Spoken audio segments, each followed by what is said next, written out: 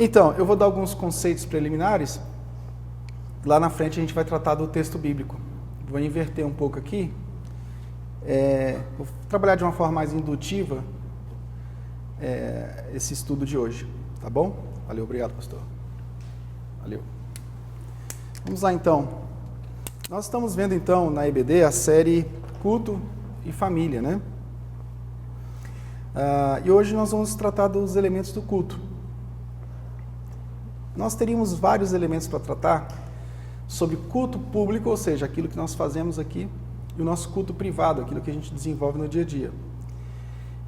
Mas é muito assunto, eu resolvi separar só um, e depois o Tiago vê como é que faz.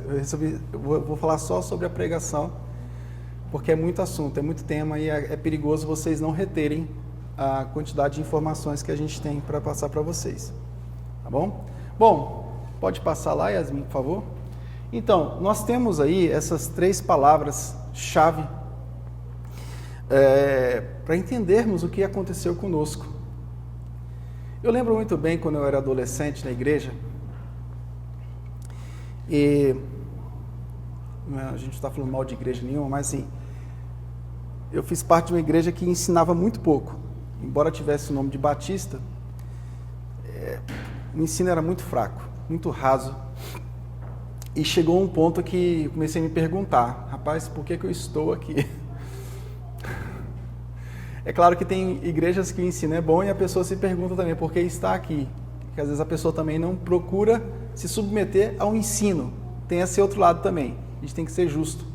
Então tem igrejas que não ensinam, e as igrejas que não ensinam, as pessoas não vão aprender de forma nenhuma. Tem igrejas que ensinam, mas as pessoas não se dispõem a aprender.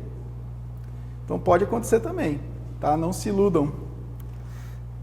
A dispersão é algo que acontece em todos os cantos todas as igrejas. Isso não é fruto de um tipo de igreja só. Às vezes tem igrejas históricas, igrejas até reformadas, que a pessoa está viajando na maionese. Igrejas fortes no ensino, você vai conversar com a pessoa não sabe nada. O que ela está viajando na maionese? Porque durante a pregação a pessoa está respondendo no WhatsApp. Durante a semana a pessoa não lê a Bíblia, não sabe nada das Escrituras Sagradas. Acontece. Tá bom? Então, toda regra tem uma exceção. Vamos lá, então essas 3 questões são muito importantes. Toda a Bíblia Sagrada está envolvida nesses 3 pontos aí, ó.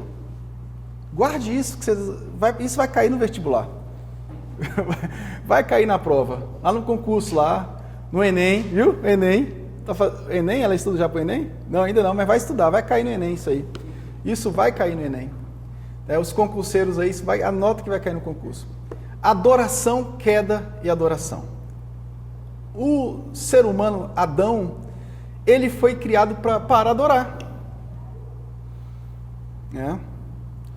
E a primeira palavra que ele recebeu para a adoração é, olha, me obedeça, não coma do fruto.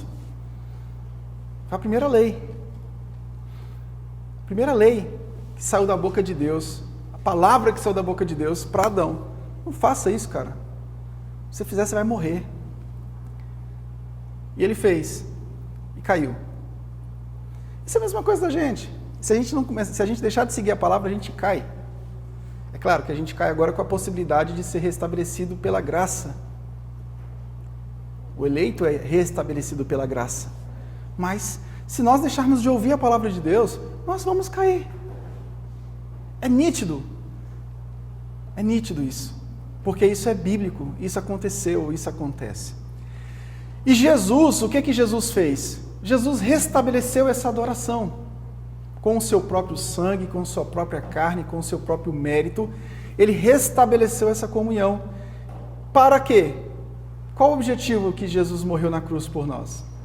Para que nós pudéssemos voltar a adorar a Deus e servir ao próximo. As 2 leis resumidas, o decálogo resumido em 2 leis.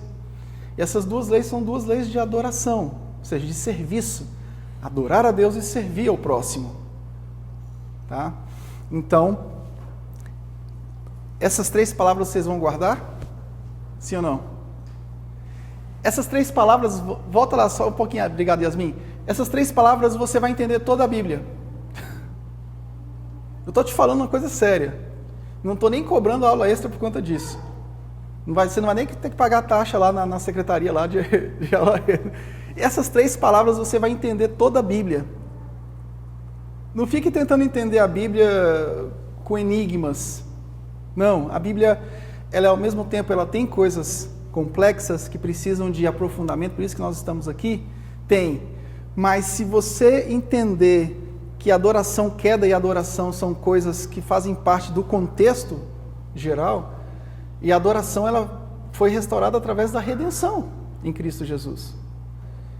E tem um 4º ponto que eu não coloquei, que é a consumação. Mas essas 3 palavras para vocês entenderem o que eu quero falar sobre culto. Adão perdeu o foco na adoração. O que era adorar? Adorar era o quê? Obedecer. Cultuar a Deus era obedecer. Adão tinha que obedecer uma ordem. Não coma.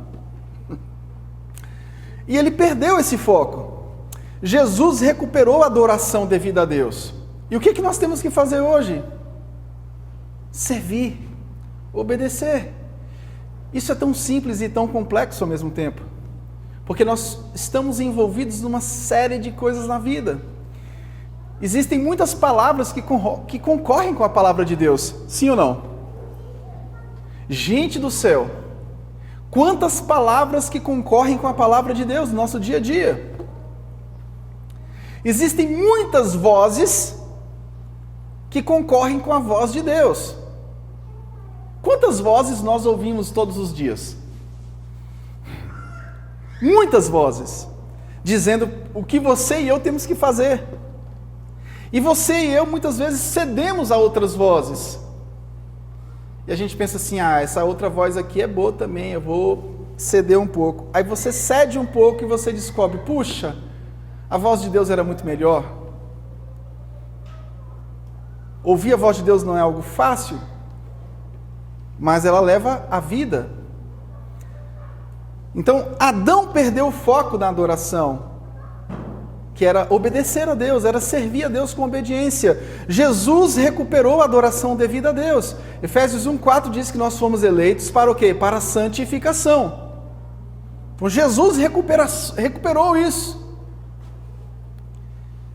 Próximo, Yasmin, por favor. Tá um pouquinho piquititinho, mas era para estar aqui, mas o erro foi meu mesmo. Jesus recuperou a adoração devida a Deus. Jesus recuperou essa adoração devida a Deus.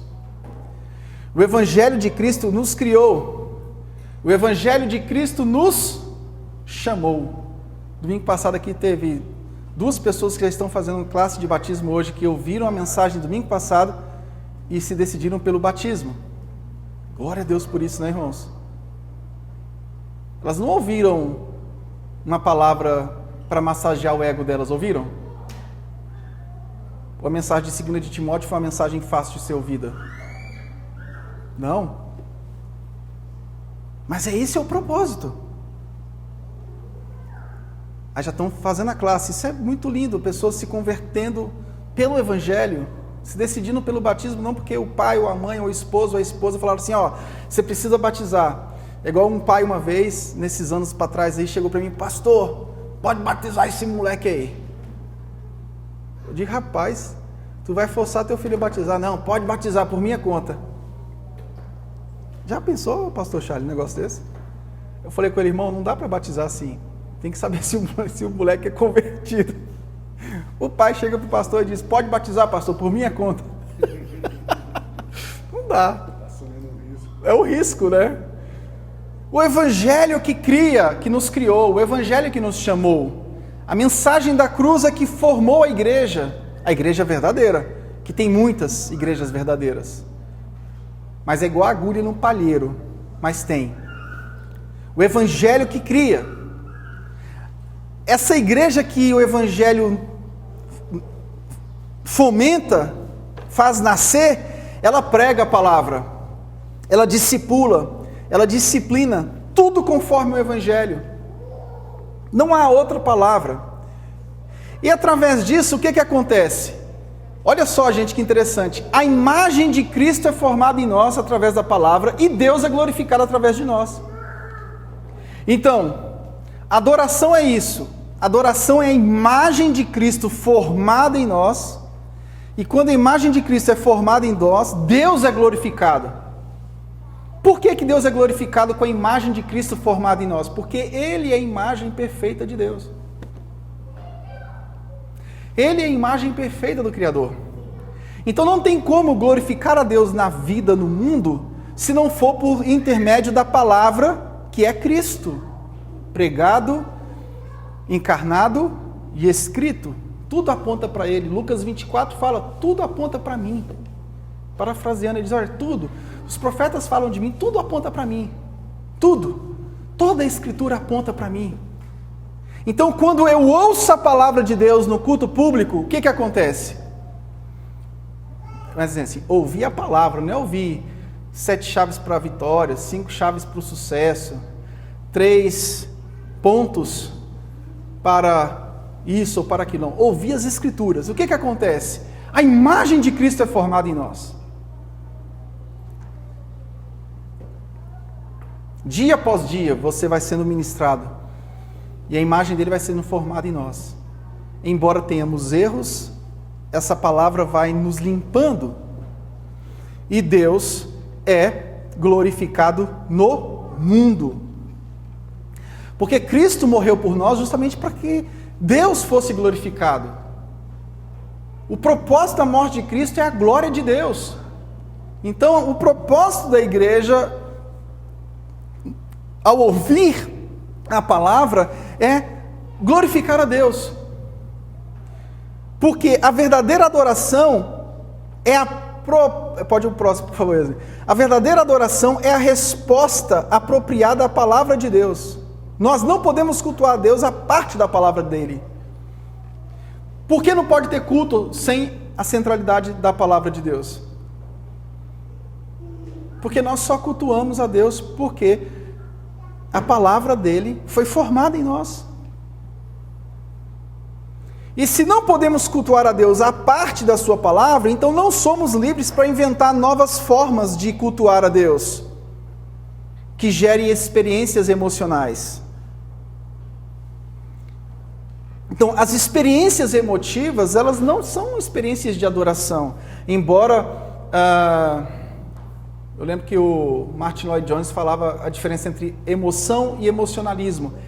Embora a nossa fé contenha emoção, sim, é impossível você não se emocionar diante de um cântico. É impossível você não se emocionar diante da lembrança do seu batismo, diante do culto. A emoção faz parte da nossa vida cristã. Às vezes você chora, você não pode reter o choro. Você está cantando um cântico, daqui a pouco você começa a chorar. Sim, a emoção ela faz parte da vida cristã, não tem como tirar isso da vida cristã e nem pode. Agora, o emocionalismo que é o perigo. O emocionalismo no culto, daquele tipo. Aqueles cultos mais de worship, né?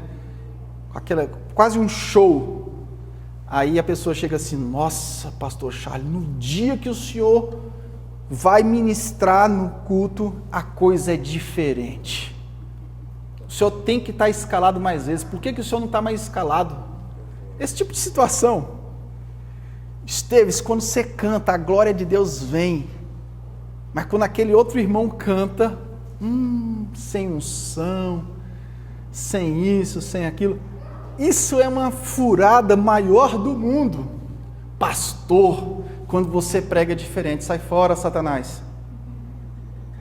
O que tem que ser pregado aqui, independente de quem esteja aqui, é o Evangelho. Se o Evangelho está sendo pregado pelo pastor Charles, pelo pastor André, pelo presbítero Tiago, por qualquer um de nós, Deus é glorificado. Deus é glorificado através da pregação do Filho, através da pregação do Evangelho. Não é porque eu tenho uma boa oratória ou fulano tem uma oratória melhor que a minha.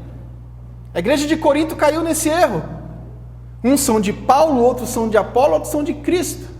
E Apolo com certeza tinha uma oratória melhor do que a de Paulo. Mas entre eles havia uma coisa importante. E entre nós deve haver uma coisa importante. Não é emoção que pode tomar conta das nossas vidas. O pastor Afrânio prega de um jeito, o pastor Daniel Deolindo prega de outro. Mas se eles estão pregando o evangelho, é o que importa. A forma, o estilo, o jeito, a forma como você se expressa, isso é cada um desenvolve. Isso é secundário diante da gloriosa mensagem da cruz. Estamos entendidos, meus irmãos? Então, na nossa igreja precisa ter essa maturidade. Nunca caiam nisso. Ah, não, quem vai pregar hoje? Ah, não, quem vai pregar hoje é o pastor Afrânio. Ah, não, então eu vou. Ah, não, o pastor Michel, não vou não. Eu vou orar para você não deixar de vir, tá? Não faça isso. Você tem que se perguntar qual o texto que vai ser exposto hoje, que eu vou lá para ouvir a palavra. Não vou lá para ouvir fulano de tal. É tanto que a nossa igreja, graças a Deus, ela tem uma característica, ela não se adaptou, ela não tem esse apego com preletores de fora. A galera de dentro aqui que prega, e o nosso povo tem que estar acostumado com isso, é com a pregação do evangelho. Uma vez ou outra a gente convida alguém e tal, mas a gente não tem esse costume de ficar todo domingo trazendo uma pessoa de fora, de forma alguma. Graças a Deus que a nossa equipe está coesa, prega o evangelho, bonitinho. Isso a gente traz uma tranquilidade muito forte. Isso traz uma alegria no coração e na alma, e Deus é glorificado através disso. Próximo, dona Yasmin, por gentileza. O culto está restrito aos meios divinos pelos quais Deus prometeu nos comunicar a sua palavra. Então, nós temos aqui 5 ordens. Pregar, opa, obrigado Yasmin, a Yasmin esticou aí o negócio aí, né? Isso. Pregar a palavra de Deus, estica mais para cá. É para cá. Isso. Então nós temos pregar a palavra de Deus. Segundo, ler a palavra de Deus em casa. Então assim, aproveite, irmãos. Hoje, por exemplo, nós vamos pregar sobre Tito. Leia o livro de Tito. As séries de mensagens que nós estamos falando para vocês, é importante que vocês acompanhem isso. Leiam Tito. Se possível for e é possível, recapitule a mensagem com seus filhos. Eu faço isso. Na verdade, eu crio várias estratégias. A gente vai... Criança é assim, criança tem uma pedagogia tão diferenciada, tem características tão próprias, que a gente precisa deixar a centralidade de Cristo sempre, mas você precisa ver formas dela alcançar. Eu já criei várias estratégias. Agora a estratégia é essa, recapitular o sermão, e a cada dia os dois acordam e lêem um capítulo da Bíblia. Já estão no capítulo 18 de Gênesis. Mas você pensa que é fácil? Que minha casa é diferente que a sua? Não, irmão. Tem dia que é bala para tudo quanto é lado para ler essa Bíblia. Porque eles gostam mesmo de videogame. Meus filhos são igual de vocês, eu sou igual a vocês, nossa casa é igual, tem os mesmos problemas, as mesmas dificuldades. Tem dia que a gente acorda querendo, a gente não quer ver nem o gato na esquina, né? É assim, é normal, toda casa de cristão é assim, é normal. Mas nós precisamos forçar um pouco mais. Sabe? Então assim, ontem foi o dia que eu tive que forçar mais um pouco mais. Tem dia que eu tenho que aloprar mais um pouco. Tem dia que eu tenho que dar aquela surtada. Tipo assim, pai surta quando ele diz assim, rapaz, não está valendo a pena viver desse jeito não, vocês não querem nem ler a Bíblia? O pai dá uma exagerada, né? Não é assim?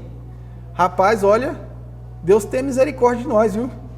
Todo pai ele faz aquele exagero, né? Eu aprendi lá em casa a exagerar mais um pouco. Quando eu queria faltar a aula, minha avó dizia, eu não vou viver mais nessa vida, você está querendo matar a aula? Eu falei, não, calma, avó, eu vou para a aula. Calma que eu vou.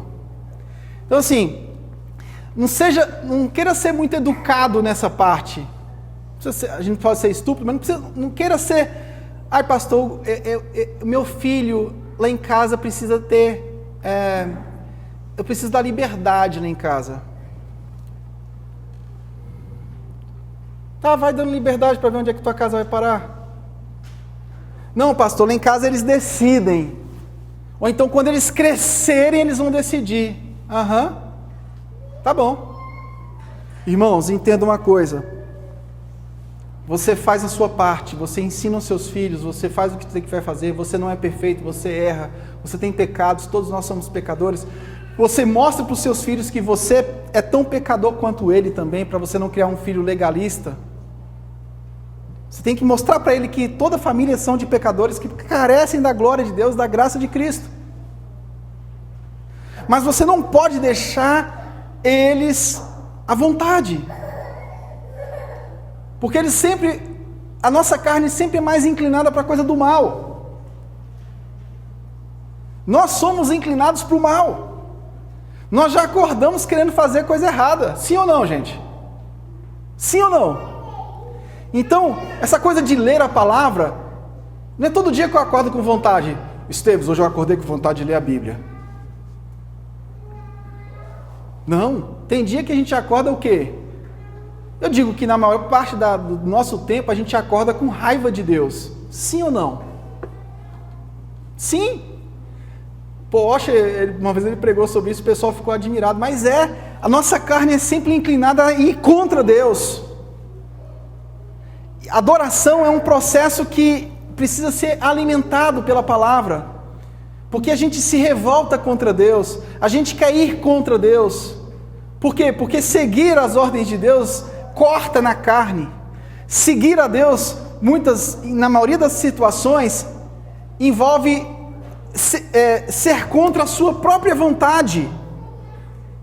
Seguir a Deus é ir contra a nossa vontade grita, a nossa vontade ela chama mais atenção, a nossa vontade ela quer fazer o mal, a nossa vontade Paulo diz isso em Romanos 7. O bem que eu quero fazer eu não faço. Então, a disciplina é importantíssima. Como é que eu vou ser santo? Não existe uma fórmula mágica que diz, seja santo. Aí eu fui no culto lá, e o pastor mandou a mãozinha assim, para eu ser santo, e eu recebi uma unção para ser santo. Não, santificação é um processo bíblico, pela palavra. Então eu tenho que ler a palavra. Terceiro lugar, cantar a palavra. Se eu não canto a palavra, por isso que aqui a gente tem critérios de escolha de cântico. Cânticos antropocêntricos vai fazer com que você se torne antropocêntrico. O cântico que é centrado em você vai fazer com que você fique mais centrado em você, mas o cântico que é centrado no Evangelho vai fazer com que você se torne centrado no Evangelho. Quarto lugar, orar a palavra. Essa é a parte difícil, irmãos. Aí você pega Mateus 5, Mateus 6, a oração do Pai Nosso. Aí você pega a oração lá do Getsemane, no capítulo quanto? 26 de Mateus. A palavra-chave é: seja feita contudo a tua vontade, não a nossa. É difícil. Agora, orar a palavra não significa dizer, orar conforme a soberania de Deus quer, não significa dizer que você vai ser relapso. A gente tem que tomar cuidado com isso. Orar a palavra, não, seja feita a vontade de Deus. Tudo bem. Mas, você lembra lá em Mateus 26 que Jesus falou, olha, Senhor, se possível for, afaste de mim esse cálice. Jesus fez uma petição. Mas, contudo, não seja feita a tua vontade, não a minha. Então, peticionar é normal. É do ser humano. Seria hipocrisia eu ensinar para vocês aqui a só orar para que seja feita a vontade. A gente ora, porque ninguém faz isso, a gente ora fazendo o pedido. A gente coloca uma vírgula e diz, mas que seja feita a tua vontade, mas eu estou te pedindo, mas que seja feita a tua vontade, mas eu estou te pedindo. E a oração na soberania de Deus, no processo da soberania de Deus, é um processo de relacionamento. Eu não oro simplesmente para ter alguma coisa. Eu não oro simplesmente porque eu quero aquilo e vou ter aquilo. Eu oro por quê? Porque a oração me fortalece em relacionamento com Deus. Se Deus disser não, a oração ela te fortaleceu nesses aspectos que você precisava ser fortalecido. Em último lugar, ver a palavra de Deus nas ordenanças, batismo e ceia. Ok? Isso aí o Tiago vai trabalhar depois. Bom, em primeiro lugar, próximo, por favor, dona Yasmin. Primeiro, isso. cultuar a Deus através da pregação da palavra. A pergunta é, como conhecer a Deus? Houve um rompimento filosófico com Tomás de Aquino, através do Guilherme de Ockham, 1280 a 1349. E esse rompimento levou a fé a ser entendida como uma revelação pessoal e especial de Deus ao homem. Vou explicar. Primeiro, quando você vai na natureza, você consegue identificar que aquilo foi uma criação divina? Sim. Mas você consegue conhecer a Deus na sua inteireza, indo na cachoeira e olhando as águas caindo? Não. É preciso algo mais especial. É preciso algo mais específico. É preciso que nós tenhamos a palavra de Deus. Então, Tomás de Aquino, houve um rompimento filosófico com Tomás de Aquino nesse aspecto. A revelação geral, ela é insuficiente. Você olhar a natureza, olhar o céu, contemplar a beleza da criação, não vai te dar um conhecimento total de Deus. O conhecimento necessário que nós temos que ter de Deus vem através do quê? Da sua palavra. Então, como conhecer a Deus? Sem a palavra você não vai conhecer. Essa era a pergunta que eu fazia quando eu era adolescente. Eu preciso conhecer a Deus. Eu lembro que eu ganhei uma Bíblia de Genebra. Não foi por causa da Bíblia de Genebra que eu conheci a Deus, não, por causa da Bíblia. Mas foi uma Bíblia de Genebra que eu ganhei. Eu comecei a estudar a palavra de Deus. Comecei a entender minha fé. As coisas começaram a fazer sentido. Por quê? Porque Deus se dá a conhecer através do quê? Da sua palavra.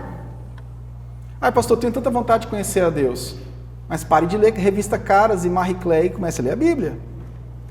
Você está achando que vai conhecer a Deus lendo revistas de fofoca o dia inteiro? Não vai conhecer a Deus. Você vai conhecer a vida dos artistas, que sempre vai ser melhor que a nossa.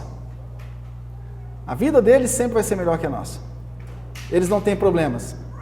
Eles não têm dificuldades. 2. Cultuar é possível porque ele veio ao nosso encontro. O homem é atraído a amar e cultuar a Deus. As Institutas de Calvino vai falar sobre isso. E isso só é possível quando esse Deus se apresenta em amor, gerando assim sujeição ao homem. Então cultuar é possível porque Jesus veio ao nosso encontro. Porque Deus enviou o seu Filho unigênito, João 3,16. Foi necessário Jesus vir para ser possível o nosso encontro com o Pai. O David Peterson diz que nós temos que ir mais a fundo do que o mero conceito americano de adoração. Qual é o conceito americano de adoração? Worship. 10 minutos diante de uma canção, com os olhos fechados, tentando chegar numa dimensão mais profunda com o Pai. Aí fica, daqui a pouco está levitando. Daqui a pouco está levitando. Daqui a pouco está rodopiando. Isso é um conceito americano de adoração que não tem nada a ver com as Escrituras. Adoração é muito mais profunda do que isso. Adoração é um estilo de vida pela palavra de Deus que te leva a ser conformado à imagem de Cristo. Isso é o dia a dia. A teologia bíblica da adoração traz as dimensões de uma orientação de vida ou de todo um relacionamento com um Deus vivo e verdadeiro. Aí o pessoal diz assim, o ministério de louvor precisa estar com muita unção para que as pessoas possam entrar num nível mais profundo de adoração. Toda a igreja do Senhor precisa estar santificada e sendo santificada. O pastor, ou o ministério, ou músicos, não são meios para você se achegar a Deus. O meio de nós nos achegarmos a Deus é Jesus Cristo. Se essa palavra está sendo pregada na centralidade de Cristo, Você está ouvindo com fé, está praticando? Fecha a régua. Não existem fórmulas mágicas. A adoração cristã está envolta na cosmovisão, ou seja, criação, queda e redenção. Devido à queda, o conhecimento do Criador não pode ser alcançado pela revelação geral. Ou seja, eu não consigo conhecer a Deus somente contemplando o céu. Tem uns caras que vão lá para as cachoeiras lá do... Como é que é? Aqui perto tem umas cachoeiras bonitas. Alto Paraíso, para contemplar divindades. É uma forma religiosa que muitos deles usam. Mas o Deus verdadeiro, ele não consegue ser conhecido se não for através da sua palavra, que aponta para Cristo. Precisamos ir além dessa revelação geral da natureza, do céu, para conhecer a Deus. É necessário alcançar outro e melhor apoio que nos dirija de modo probo para o próprio Criador do mundo. Cristo, revelado em toda a Escritura, nos leva de volta ao Pai. O Francis Schaeffer diz assim, na Morte da Razão, ele diz: a Bíblia oferece a chave para 2 tipos de conhecimento: o conhecimento de Deus e o conhecimento do homem e da natureza. Olha, deixa eu te falar uma coisa aqui, eu não tenho nada contra a psicologia, do ponto de vista, não tenho nada contra, tem algumas coisas, mas todo curso superior é importante. Eu não posso aqui ser ignorante em dizer que não posso demonizar os cursos, não. Mas tome cuidado com as premissas que envolvem esses cursos superiores. O conhecimento do homem, a melhor forma de você conhecer o homem é conhecendo a Deus, não é conhecendo a si próprio. Então, conhecer a Deus e suas características, o que Ele fez, o que Ele é, o que Ele projetou através de Cristo, vai nos mostrar quem somos, ou seja, pecadores que carecem da glória dEle.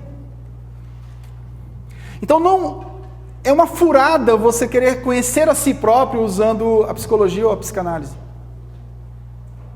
Embora, até o Vadislau Gomes, que é um cara do aconselhamento, ele diz, olha, não sou totalmente contra esse meio de graça, mas cuidado, use com moderação, assim como a pedagogia, né? Todas as demais esferas das ciências, da vida, do conhecimento em geral, você tem que usar colocando a cosmovisão cristã em cima, ou seja, eu conheço a mim mesmo a partir do momento que eu conheço a Deus, porque eu ofendi a Deus em Adão.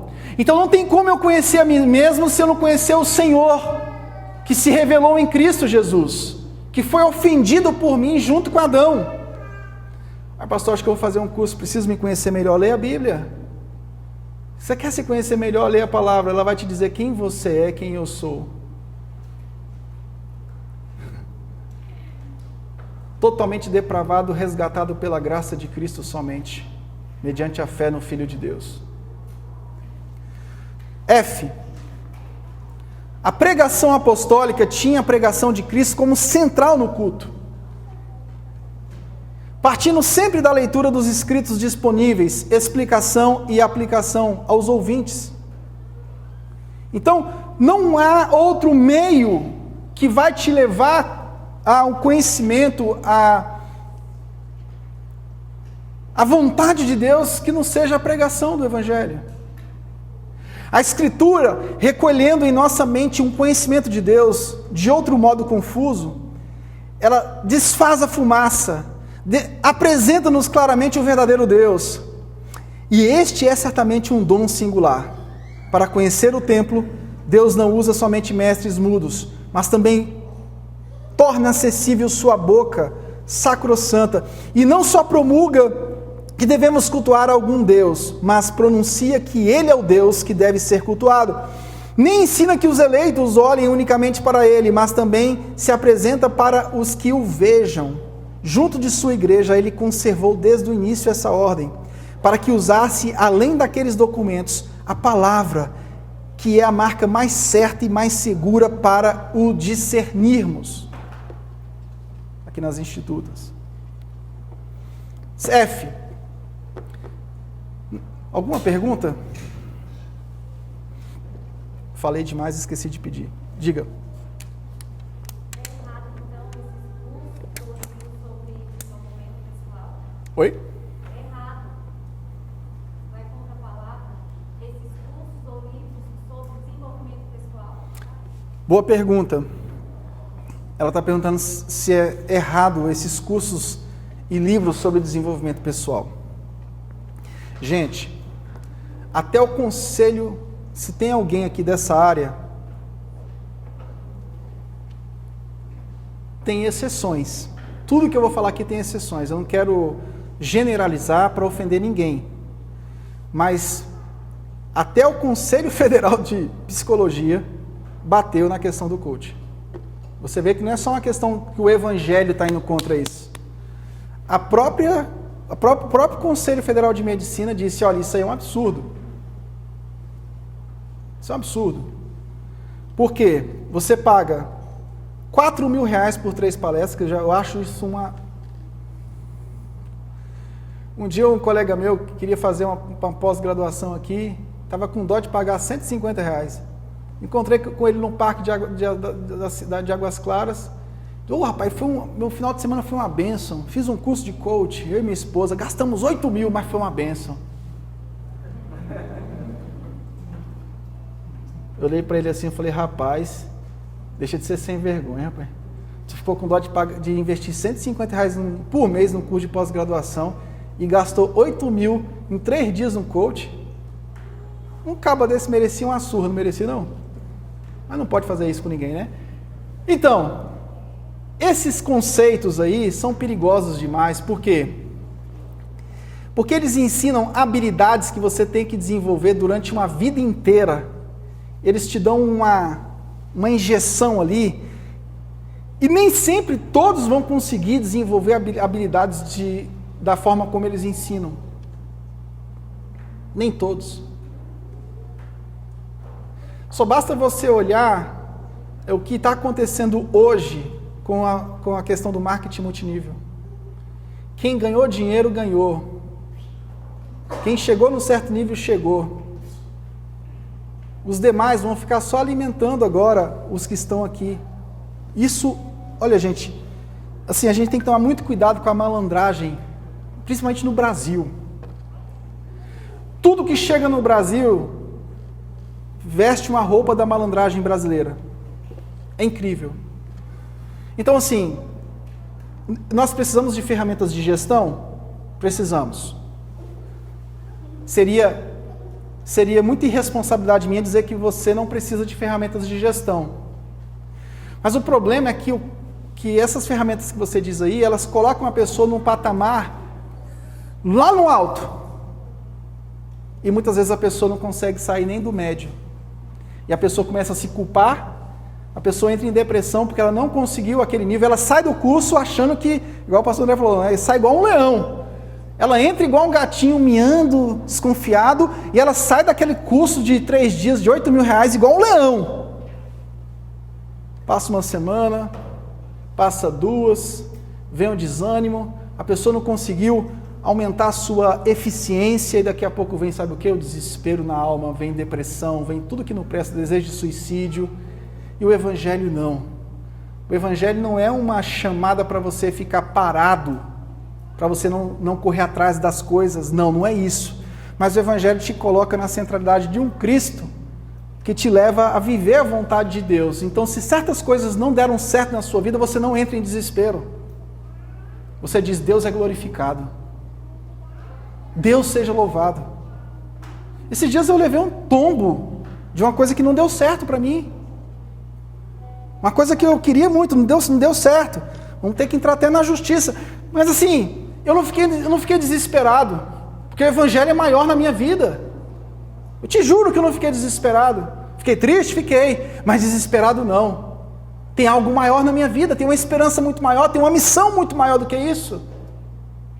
Então, essas pílulas que as pessoas recebem aí, as pessoas elas ficam munidas de uma força que não é o Evangelho. É uma força que brota, que dizem que brota de dentro de si. Isso é furada. Tomem cuidado, viu, queridos? Tomem cuidado, em nome de Jesus. Tá bom? Vamos lá? Na tradição reformada, a exposição da revelação escrita de Deus tem uma função de ordenar corretamente o culto e a adoração. Então, culto e adoração, na tradição reformada, é ordenado pela palavra de Deus. Toda a liturgia tem como foco a centralidade de Cristo na palavra de Deus. Isso é uma herança reformada. Por isso que a gente fica chato com música, a gente fica chato com a liturgia. Com cada parte do culto a gente tem um cuidado maior. Por quê? Porque é a palavra de Deus que ordena as nossas vidas, não é o que achamos, o que pensamos. Os crentes e pregadores devem saber que o objetivo da pregação é dar-lhes uma compreensão completa das Escrituras Sagradas. A pregação os integra no corpo da igreja, os torna participantes em sua vida e na vida do Espírito. O Espírito Santo não pode fazer nada nas nossas vidas se não tiver a pregação da palavra de Deus. G. Para os reformados, sob a égide da cosmovisão cristã, a idolatria era um grande problema e continua sendo um grande problema hoje. Como nós vamos vencer a idolatria? Adorando ao Senhor corretamente através de sua palavra. H. A rigor, as principais palavras bíblicas traduzidas como pregação não correspondem exatamente à atividade a qual fixamos o rótulo. Elas são um pouco mais estreitos em escopo. Elas são kerusso e evangelizo. São usadas no Novo Testamento para descrever anunciar o Evangelho. Elas se referem à atividade evangelística. O primeiro sempre tem a ver com a proclamação pública das boas novas, enquanto o último pode ser usado para descrever, tornar o Evangelho conhecido tanto para grupos ou indivíduos não salvos. Então a pregação ela tem o objetivo de chamar a pessoa para o Evangelho e tem o objetivo também de edificar essa pessoa, de ensinar essa pessoa. A palavra didasco, traduzida por ensinar, corresponde mais de perto ao nosso uso moderno da palavra pregar e tem a ver com a proclamação da verdade entre aqueles que já creem no Evangelho. Então, J, a pregação exibe a glória de Deus e é o principal meio que ele escolheu para salvar os perdidos e santificar os santos. Então vamos lá. Duas principais questões aqui: salvar e santificar. Uma pessoa será salva se não houver a pregação do Evangelho? Não. O que aconteceu com essa pessoa? Não sei. A pessoa ouviu uma palavra motivacional e foi lá na frente e confessou Jesus. Ela confessou Jesus? Não. Lá na frente pode acontecer dela confessar. A fé vem pelo ouvir e ouvir a palavra de Cristo. Romanos 10, 17. Então a palavra não pode se contradizer. Então, duas funções: salvar e santificar. Nós fomos salvos literalmente pelo Evangelho, pela pregação do Evangelho. E nós somos santificados através do quê? Vamos estudar esses dois textos para concluir. 1 Coríntios 1, 18. Abram lá.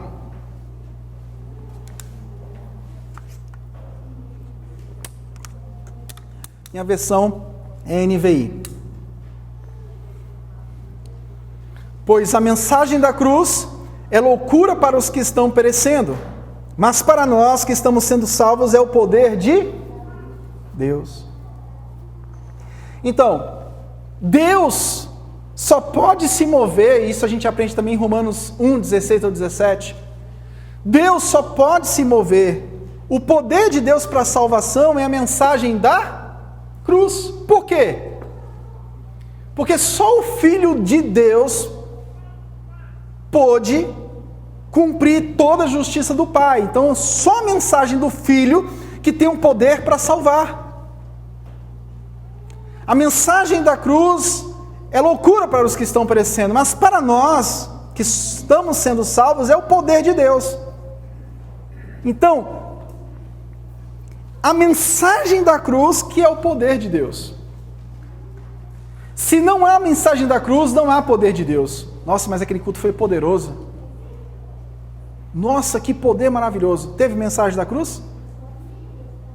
Se não teve mensagem da cruz, não teve poder de Deus. Sim. Por que você está afirmando isso? Porque é a palavra que está afirmando.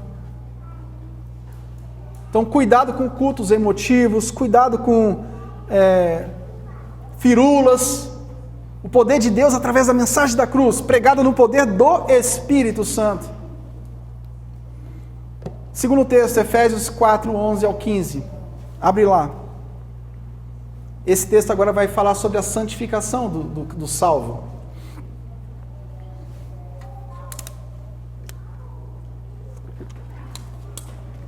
E ele designou alguns para apóstolos, outros para profetas, outros para evangelistas e outros para pastores e mestres, com o fim de preparar os santos para a obra do ministério. Esse preparar os santos é a principal parte. É o cerne, preparação, para que o corpo de Cristo seja edificado, até que todos alcancemos a unidade da fé e do conhecimento do Filho de Deus. Ou seja, nós somos preparados para todo esse projeto. E cheguemos à maturidade, atingindo a medida da plenitude de Cristo. Não tem como nós sermos preparados se não for através da obra da pregação, da palavra. O propósito é que não sejamos mais como crianças, levados de um lado para o outro pelas ondas, nem jogados para cá e para lá por todo vento de doutrina e pela astúcia e esperteza de homens que induzem ao erro. Antes, seguindo a verdade em amor, cresçamos em tudo naquele que é a cabeça, Cristo Jesus. Vamos falar um pouco sobre esse texto. Bom, não pode haver dúvida de que o pregador pastoral é obrigado a entender essa necessidade. E ele deu alguns para equipar os santos, para uma obra de serviço que conduz à edificação do corpo de Cristo. Então, nós somos chamados a pregar e ensinar a pregação evangelística, a pregação pastoral, que estão juntas na mesma pregação, para equipar, para sermos equipados para uma obra de serviço que conduz à edificação do corpo de Cristo. Então, quando você ouve a palavra, você está sendo equipado para servir. E você serve para que o corpo de Cristo seja edificado. Então, primeiro, se você não é equipado com a palavra, como você vai servir?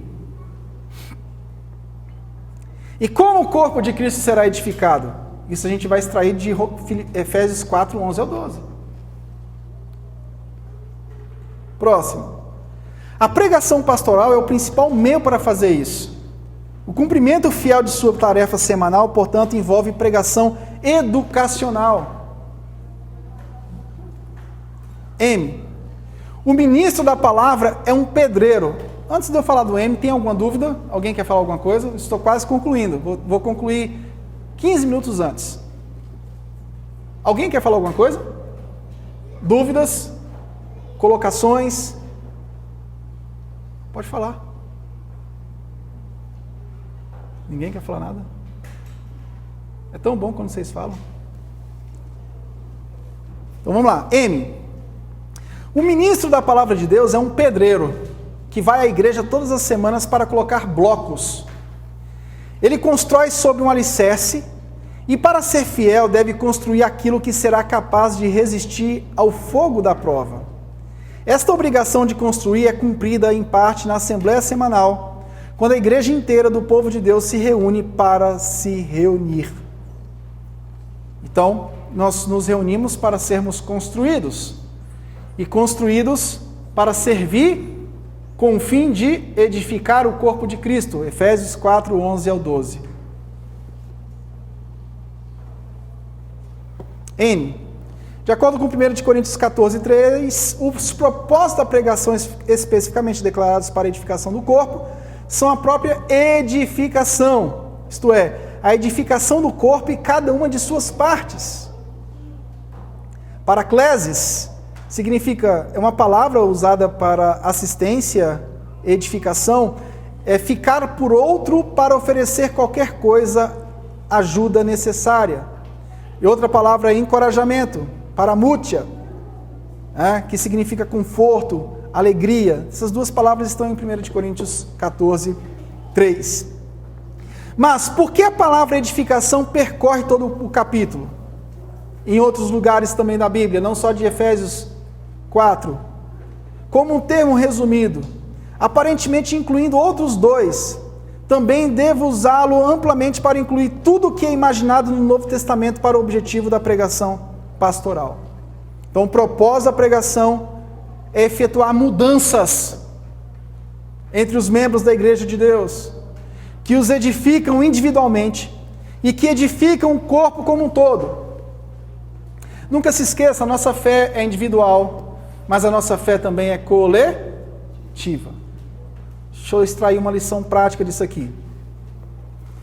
Não existe culto online.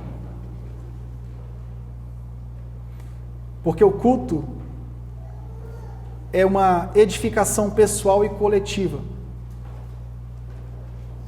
Ouvimos a palavra para servir, somos capacitados pela palavra para servir e edificar uns aos outros no aspecto coletivo. As transmissões são paliativos diante de uma crise pandêmica, mas não é culto, é meramente transmissão. Eu até compartilhei uma frase aqui do Tiago Cavaco sobre isso, mas a gente já pensava sobre isso já. Mas eu compartilhei aqui um pensamento que ele colocou sobre isso.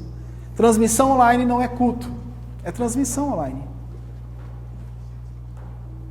Corporativamente, essa pregação edifica a igreja como um corpo na relação das partes com o todo e do todo com Deus e com o mundo.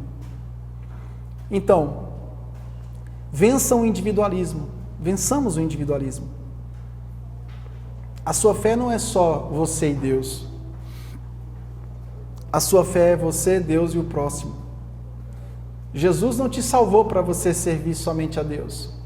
Jesus te salvou para você servir a Deus e ao próximo. Amar a Deus e o próximo. Então não tem como cultuar, não tem como ser crente verdadeiro sem o culto público. Não tem como você ser um cristão verdadeiro se você só cultua na sua individualidade.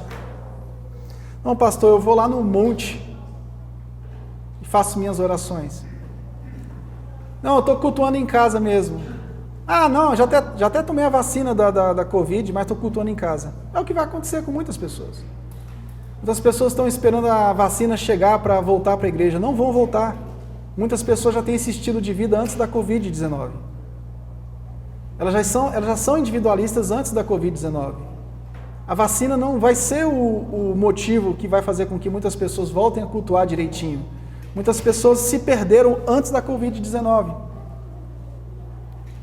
P. O fato importante a entender aqui é que na Bíblia a edificação é vista tanto como um indivíduo quanto como um assunto corporativo.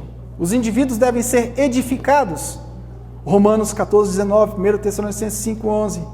E a igreja como uma entidade deve ser edificada. Efésios capítulo 4, 11 ao 16. 1 Coríntios 14, 4, 5, 17 e o 26. Que a admoestação descrita aqui em 1 Coríntios 14, 26 tem a ver com todas as atividades que são realizadas na Assembleia do Povo de Deus, incluindo a pregação. A igreja é construída para o alto. mas ela é construída individualmente e corporativamente. Não existe uma edificação somente individual. Então, entendam isso. O propósito da pregação, segundo Efésios capítulo 4, versículo 11 ao 12. O propósito é que sejamos equipados para uma obra de serviço que conduza à edificação do corpo de Cristo. Para concluir, você não ouve a palavra somente para a sua fé ser edificada. Você ouve a palavra para você ser fortalecido para servir e edificar o corpo.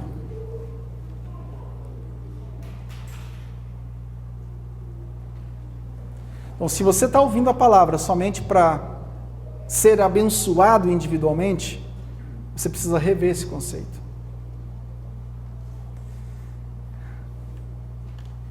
Você e eu estamos ouvindo a palavra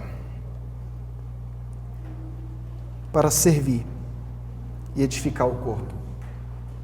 Essa é uma parte que a pós-modernidade nunca vai compreender. A gente fala muito de pós-modernidade. E a pós-modernidade chegou na igreja. E o crente pós-moderno, ele diz assim: eu ouço a palavra para ser edificado. Mas o crente bíblico, ele diz assim: eu ouço a palavra para ser edificado, para servir e edificar o corpo de Cristo. E o corpo de Cristo ser edificado.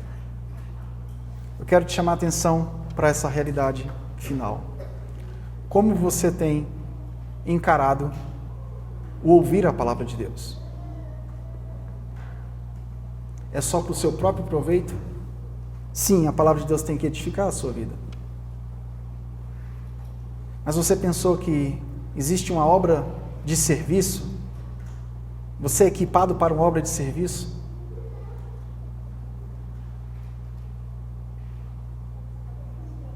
Você é equipado para essa obra de serviço? E isso conduz à edificação do corpo? A maneira como você é equipado pela palavra e serve, o corpo de Cristo é edificado. Olha que coisa linda.